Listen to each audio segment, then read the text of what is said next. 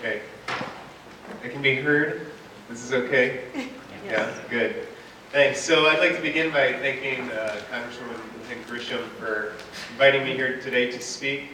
As Mexico embarks and evaluates potable reuse, I think it's a wise idea to be continuing to dialogue with other states that are currently doing potable reuse, including California, Texas, Arizona, etc. This isn't necessarily so that New Mexico just adopts what we're doing, but to learn from the mistakes we made, but also our good ideas. So today I'm going to talk about potable reuse in California, the lessons we've learned in the last 50 years, and the directions that we're heading for the future. So to begin, I'm just going to go over the structure of potable reuse, talk about the three different types: de facto reuse, indirect potable reuse, and direct potable reuse. So the first one has been going on for centuries. This is de facto, or unintentional potable reuse, and I think it's best understood if we look at an example.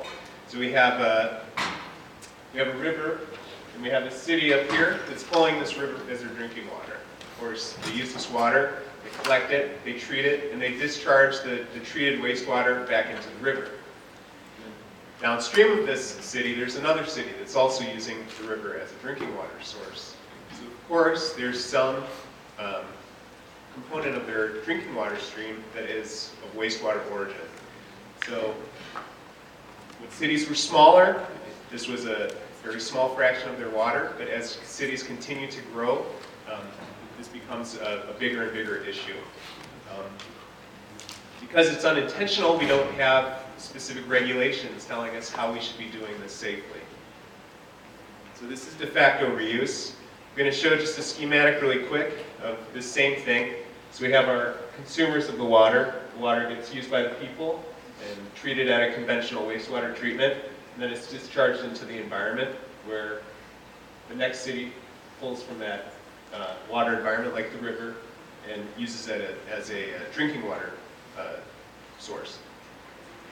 So this is de facto potable reuse. What we're talking about today is planned potable reuse. The major benefit of this is that it's an explicit program, so we can set up a system that gives us better control over public health. So if we look at this, it's very similar to what we were just looking at before. Now we have the water consumers still up here. We might institute a more rigorous source control program to limit the input of toxic contaminants into the wastewater streams. This is going to be a drinking water source, of course, so we want to try to limit what's coming in the first place. And then after the conventional wastewater treatment that we typically do, there's some form of advanced wastewater treatment. And I call this indirect potable reuse, and the reason for that is because the water doesn't go directly from the advanced wastewater treatment to the potable water treatment, but instead passes through the environment. So there's some sort of environmental buffer, like a reservoir or an aquifer, that's in between these two, and therefore indirect potable reuse. So if we look at the components of an indirect potable reuse system, it's what we were just talking about before. We have source control, a wastewater treatment plant, some form of advanced wastewater treatment, and then there's two routes really for this indirect potable reuse. We could either go to an aquifer. So up here I'm showing some spreading grounds, or we could put it into a reservoir, after which point we would extract that water, treat it either at a drinking water treatment plant or directly into distribution. So this is indirect.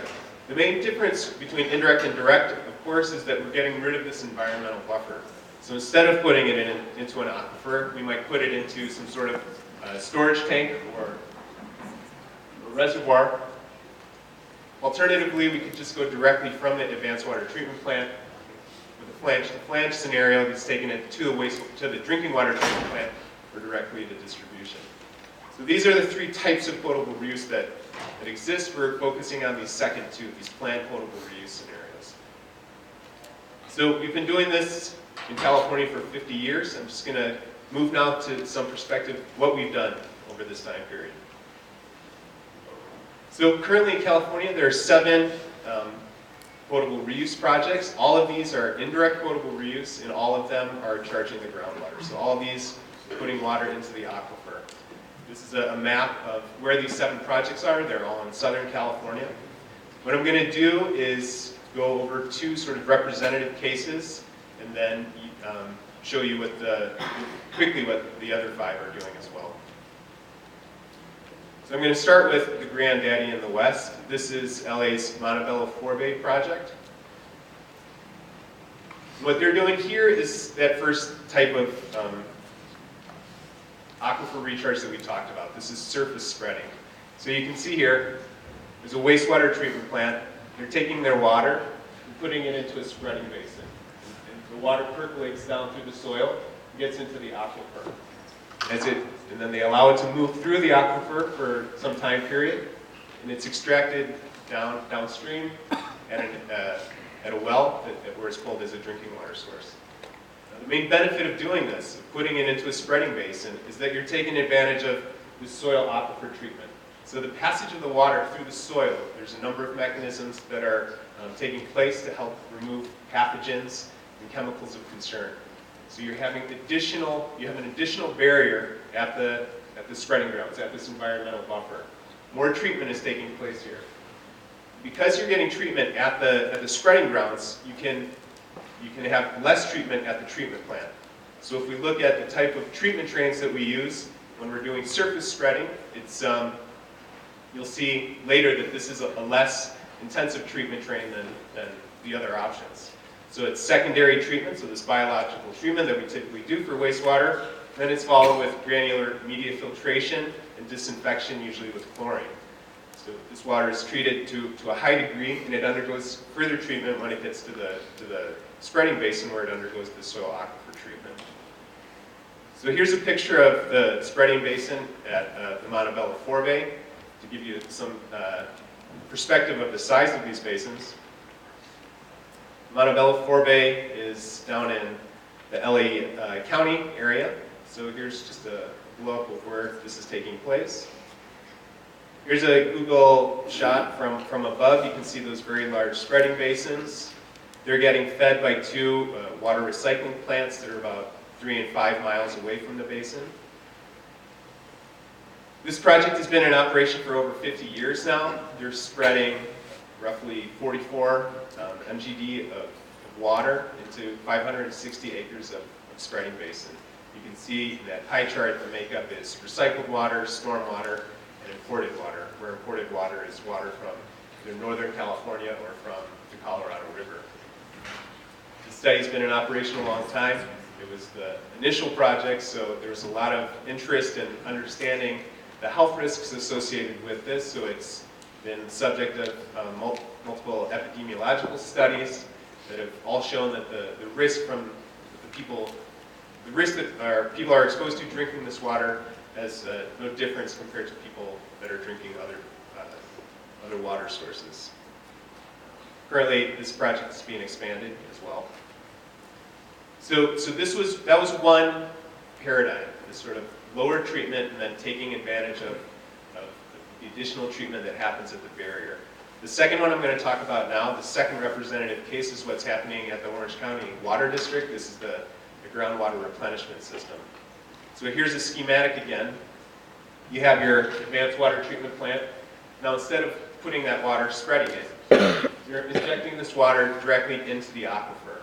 And you can see by circumventing this soil aquifer treatment, they're getting reduced treatment at the buffer itself. So what they need to do is supplement the treatment at the treatment facility to produce an equivalent quality of water. Once it's injected again, it travels through the aquifer and is extracted at a downstream well. So what is this advanced process train at Orange County?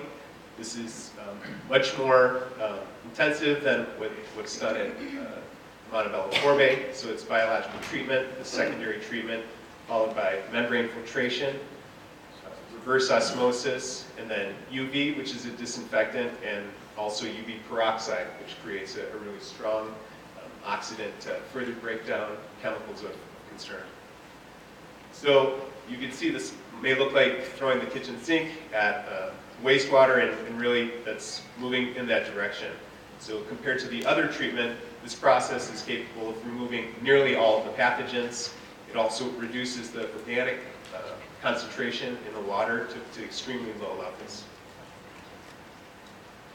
So here's where the GWRS is. It's just south of LA in Orange County. So you can see the yellow square there. That's where the advanced water treatment facility is. They're doing two things with this water. They have two recharge projects. The first is a seawater intrusion barrier. So they've extracted so much groundwater from the aquifer. It's just adjacent to the ocean there that as they're sucking out the good water, it's getting replaced with seawater to try to prevent the intrusion of this water, and they're injecting this high purity water into the seawater barrier. In addition, they're pumping the water up to Anaheim to some percolation basins. They don't need to, according to the regulations, spread this water because it's already of such exceptionally high quality, but they've been doing that for, I guess, decades, and are just getting additional treatment from it. So the current iteration is this groundwater replenishment system. It was preceded by the Water Factory 21, which was in operation for 27 years. GWRS started in 2008. It was a 70 MGD facility, and they're just completing now a 30 MGD expansion, so 100 MGD. As I was saying, they have two different recharge projects. This direct injection as a seawater barrier, and also surface spreading. So we've just talked about these two representative cases. We have the Montebello forebay spreading, and we have the Orange County with injection. I'm going to just quickly go over what the other projects are doing. We have the Montebello forebay is there in red.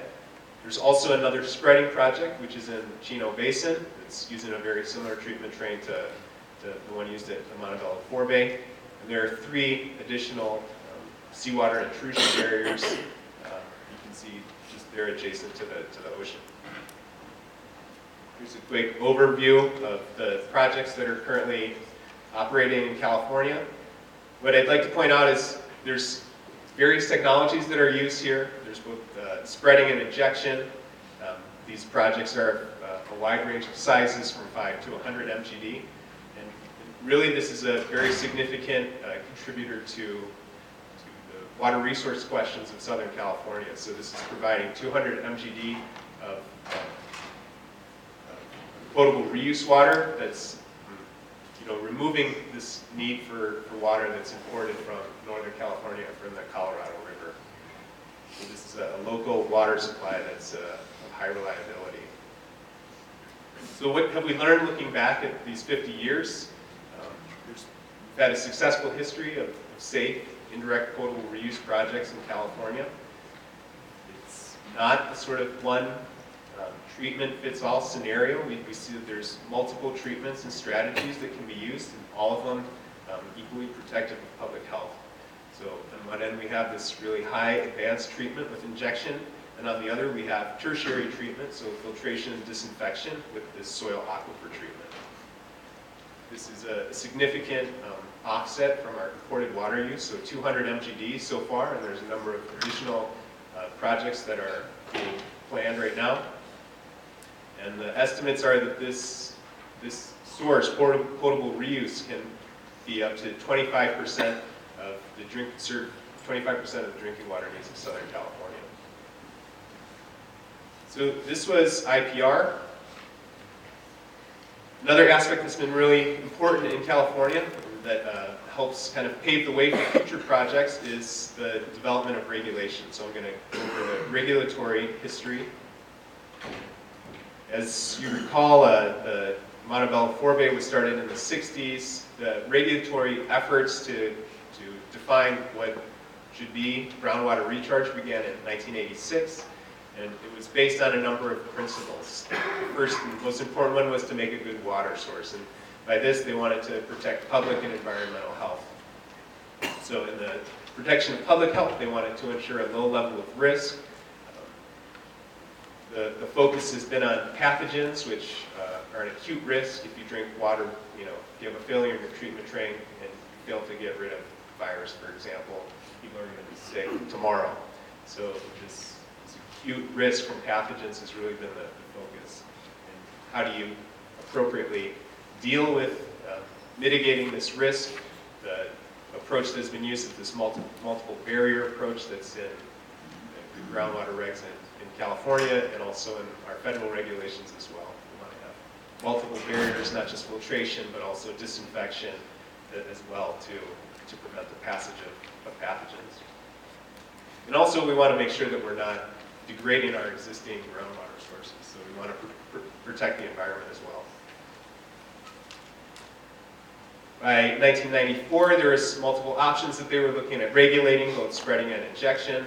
And to control pathogens, they set up the following requirements. They said you needed to remove 12 logs of virus and 10 logs of cryptosporidium and giardia. I deal with this so much. I talk about logs all day. I realize not everybody does. A 1 log reduction in virus, for example, is removing 90% of the viruses that are in the water. 2 logs is 99%. So 12 logs is 99 point, and then you string 10 nines after that. That's how much removal of virus we want. The control of chemicals, we're all faced with this predicament. There's thousands, tens, hundreds of thousands of chemicals that are developed